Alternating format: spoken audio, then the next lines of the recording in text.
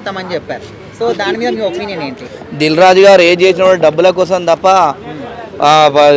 తెలంగాణ ప్రాంతం ఉన్నటువంటి ప్రజలపైన కానీ ఫ్యాన్స్ పైన కానీ ఎలాంటి ఉద్దేశం ఉండదు. దేనికైనా ముందుగా పైసలు కావాలి, పైసలు వస్తే ఏ పని చేద్దామని చెప్పి ఆయన ధ్యేయం అదే ఉంటుంది. ముఖ్యంగా మనం చూసుకుంటే బల్గం సినిమా అప్పుడు ఏం చేసిండండి, మరి ఇట్లా మాట్లాడాడు. బల్గం సినిమా అప్పుడు ఓటీటీకి సినిమా అమ్మేసిండు.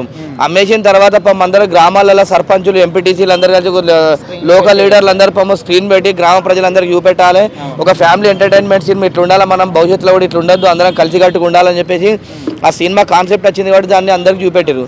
చూపెట్టి ఏం చేసిండు దిల్ రాజు గారు పోయి నిజామాబాద్లో ఏం చేసిండు, ఎస్పీ ఆఫీస్లో కంప్లైంట్ చేసిండు.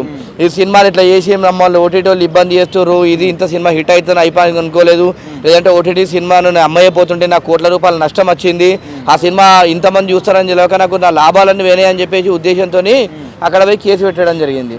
పెట్టిన తర్వాత ఏమైందండి, అన్ని ఉత్తమ మాటలు తప్ప దిల్ రాజు ఏముండదు, ఏదైనా కూడా పైసల కోసం చేస్తాడు, అది చేస్తాడు.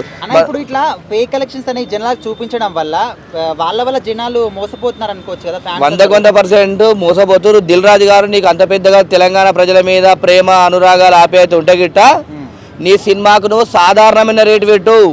గతంలో 10 రూపాయల టికెట్ ఉండే, 50 రూపాయల టికెట్ ఉండే, బాల్కన్ 80 రూపాయల టికెట్ ఉండే. ఆ టికెట్లు రేట్లు పెట్టి ప్రజలకు సినిమా చూపించే విధంగా చూపెట్టి నీ దమ్ము చూస్తాను. నిజంగా నిజమైనటువంటి నికాసమైనటువంటి ప్రొడ్యూసర్ అయి తెలంగాణ ప్రజల మీద నీకు ప్రేమ, అనురాగాలు, ఆప్యాయత ఉంటే గిట్ట 80 రూపాయలు పోనీ, లాస్ట్ అయితే 100 రూపాయలు పెట్టు.